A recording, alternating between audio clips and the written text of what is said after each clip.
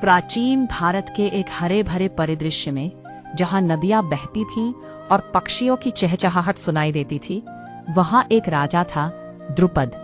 द्रुपद का दिल हमेशा एक तेजस्वी पुत्र की चाह में धड़कता था।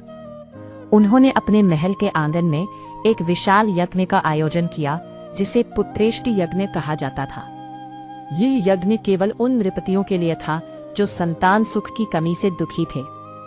यज्ञ के कुंड से उठती धुएं की लकीरें, मंत्रोच्चार और हवन सामग्री का सुगंधित धुआं आसमान में फैल रहा था। एक समय था जब द्रुपद के पास कई पुत्र थे, फिर भी उनके दिल में एक अद्भुत संतान की इच्छा थी। यह इच्छा उन्हें पुत्रेष्टि यज्ञ कराने के लिए मजबूर कर रही थी। गंगा के तट पर एक महान ऋषि भरद्वाज थे, जिनकी विद्या और ज्ञान की कहानियां दूर दूर तक फैली थीं।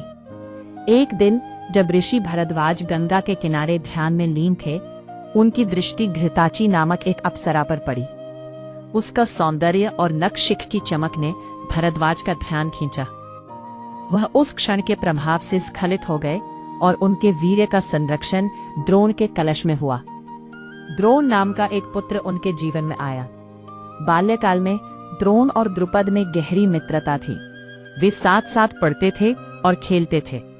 लेकिन समय के साथ द्रुपद राज गद्दी पर बैठ गए, जबकि द्रोण एक गरीब ब्राह्मण बनकर रह गए। द्रोण की गरीबी ने उन्हें हमेशा कष्ट दिया और एक दिन उन्होंने परशुराम से धन की याचना की। परशुराम ने उन्हें धनुष और बाण दिए, जिससे द्रोणाचार्य के रूप में उनकी पहचान बनी। एक दिन द्रोण ने द्रुपद से सहायता मांगी, लेकिन द्रुपद ने उसे ठुकरा दिया। राजा का मित्र एक राजा ही होता है, द्रुपद ने कहा, और इस अपमान ने द्रोण के दिल में बदले का बीज बो दिया। समय बीता और द्रोण ने पांडवों और कौरवों के गुरु बनने का निर्णय लिया। उसने अर्जुन का सहारा लेकर द्रुपद को बंदी बना लिया। द्रुपद के हृदय में भी बदले की आग जल रही थी।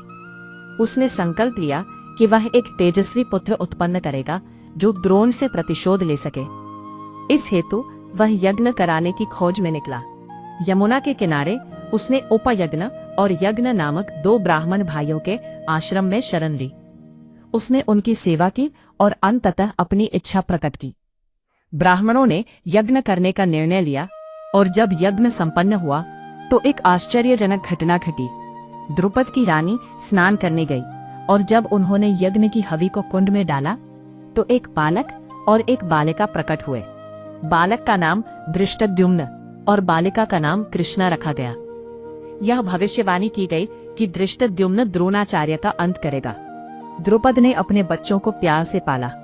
समय के साथ धृष्टद्युम्न ने महाभारत के युद्ध में द्रोणाचार्य का वध किया और कृष्णा, जिसे द्रौपदी भी कहा जाता है, ने कौरवों के विनाश में महत्वपूर्ण भूमिका निभाई।